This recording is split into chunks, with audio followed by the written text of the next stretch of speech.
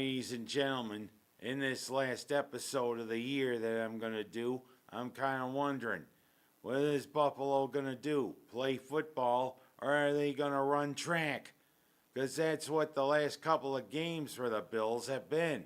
You wonder, is Edwin Moses, is Carl Lewis, is Mary Decker Slaney, is any of our track athletes going to be coming out instead of the Bills? Because that's what it is. Hell, Josh Allen and the Bills can do their thing with the offense, and Josh Allen can be Superman, but the defense, there's one thing. Josh Allen and the offense are playing at MVP level. I think he's almost cementing his case to be the MVP this season. But as for the defense, Bobby Babich, I'll tell you one thing. I'd like to chant your name 3 times, but I will tell you, the defense sucks! Well, I will tell you this. I kind of wonder how it will be the next 3 weeks against teams we should beat and hopefully get in position to get the number 1 seed in the playoffs. Because you know what?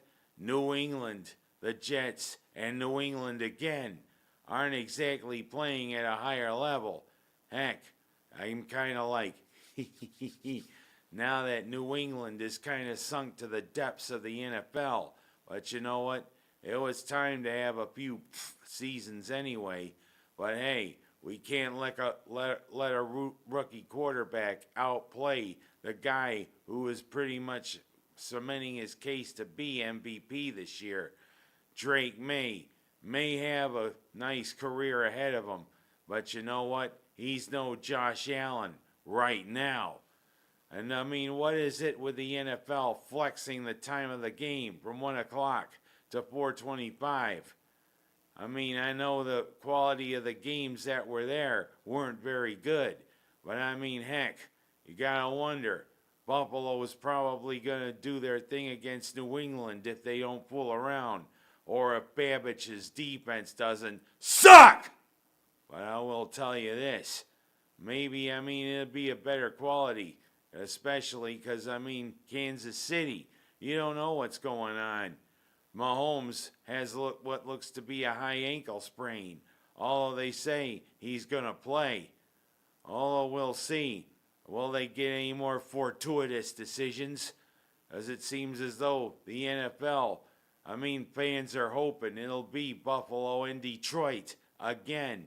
Buffalo with a marvelous 48-42 win in a track meet over Detroit. Heck, Jared Goff threw for almost 500 yards. Amon-Ra St. Brown had 14 receptions, showing why he's quickly becoming maybe the number 1 receiver in the league. And Detroit, yeah, they're still a dangerous team, but they're starting to get decimated by injuries. And that may be dimming the hope for the Lions. As heck, the Lions haven't won a title of any sort in nearly 70 years. And I know the Lions are hungry. But heck, Josh turned into the Lion Tamer. But he didn't need a whip. But hey, we took care of Lions. Of course, we don't face any Tigers or don't face any Bears. Oh my. But what the heck? Can we keep playing these track meets? I hope not. Because Babich, you got to make sure the defense doesn't suck. Oh, I don't know. But heck, let's keep this going, Buffalo. Yeah, we've scored 40 points, but so has the defense. Josh Allen, you're the MVP this year. That's what I'm predicting because right now you're playing like it. But heck, if the defense stops sucking, then maybe it'll be easier. We got to beat New England. We got to beat the Jets, and we got to beat New England again as we head into the playoffs. Now I'm going to go from talking about the Bills to talking a little about the Cuse, both football and basketball. First, Washington State's quarterback apparently is going to be in the transfer portal. Their starting quarterback, So what are they going to do? Go with a guy who transferred from an FCS school to play against the Cuse in the Holiday Bowl. Can you say Cuse fans licking their chops? But of course, Kyle McCord said he's going to play. And I hope Arundi Gadsden and others are going to play. As you know what? I bet Cuse fans are licking their chops. 2 days after Christmas, hopefully we'll have another present with the Cuse beating the Cougars in the Holiday Bowl. We'll see. But speaking of that transfer portal, I'll get to that in a minute after I talk about the basketball team. You know what? I'm getting this big sinking feeling about this team that we're going to struggle. Yeah, we took care of Albany, but it seems as though we quit playing defense, much like the Buffalo Bills. But then we go up in our landmark 100th game against Georgetown, and what do? We lead with about 2 minutes to go, but then give up the lead and lose to the Hoyas. John Thompson's probably up in heaven saying, I thought Manley Fieldhouse was closed. I'm pretty happy. 100th meeting, and we beat the Cuse again. Heck, there are question marks about the future of this great rivalry. I'm hoping that Adrian Autry and Ed Cooley could maybe get the rivalry back to what it was. But it's nothing like it was when the Pearl, when Patrick Ewing, when Billy Owens, when Derek Coleman, and also when Alonzo Mourning and God rest his soul, Dikembe Mutombo played. You know what? We got to get this rivalry back to what it was. And the Cuse has got a lot of question marks. Heck, without J.J. Starling, it seems as though they can't really shoot the three, nor like a old school Syracuse team would, they can't shoot free throws. If they can't do neither, you're going to lose. And boy, is Syracuse struggling right now, heading towards their final non-conference games and heading towards their first conference games. Heck, we got Maryland this coming Saturday. Then we got Bucknell coming up before New Year's. We wonder about how this Cuse team is going to respond. Adrian Autry, you got to get the pieces together, or else this could be a long season and another season without going to the NCAA tournament. A lot of question marks here, Adrian Autry. You got to work it out. You got to figure it out. And I'm wondering about the transfer portal.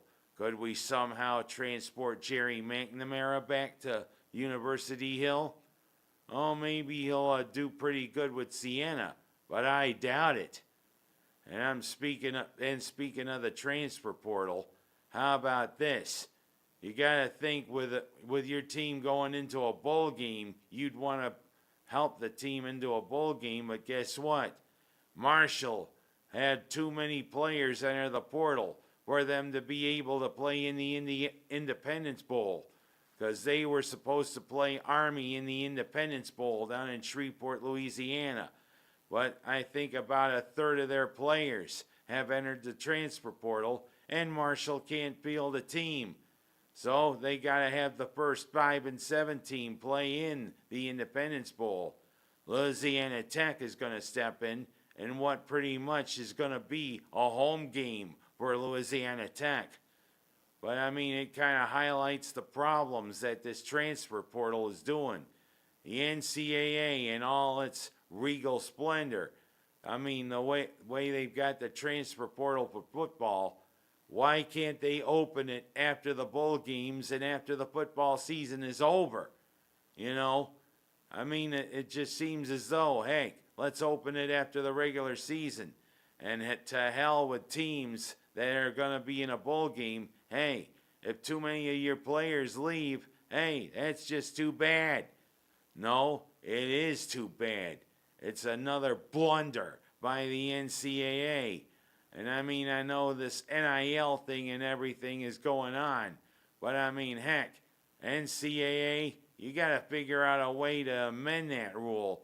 because this probably is going to happen again. And I mean, I also wonder about that story I heard. Michael Vick possibly becoming the coach for Sacramento State. Sacramento State is thinking of jumping up to the FBS, joining it, and you know what? Could provide a future opponent for Syracuse. Although I don't know whether they want to have Sacramento State come all the way across the country. But I mean, Michael Vick being a coach, interesting. But I mean, about him, another player from that era, let's pray for Randy Moss. Yeah, he underwent surgery for a pretty serious form of cancer. And I mean, Randy Moss is one that I think got a bad rep to start his career, but he turned himself into a Hall of Famer, turned himself into a pretty good analyst. Let's hope he can beat this. It's bile duct cancer, and he underwent a Whipple procedure. And let's hope they got it all, and he can continue. But bile duct cancer is pretty serious. Extra prayers for Randy Moss. And last but not least, the high school season is definitely in full swing. And I mean, hopefully some people can come to Waterloo, because last week I showed my dulcet tones while announcing the starting lineups between Midlakes and Waterloo for the girls team. I don't know if Crystal Ken will have me do it this week, but the boys play Palmyra Macedon and also Newark in the break before Christmas. Maybe she'll have me announce again, who knows? Michael Buffer Jr., Jimmy Lennon Jr. We'll see, who knows? And on that note, have a good Christmas, have a good Hanukkah, have a good Kwanzaa, have a good New Year. I'll see you in the new year.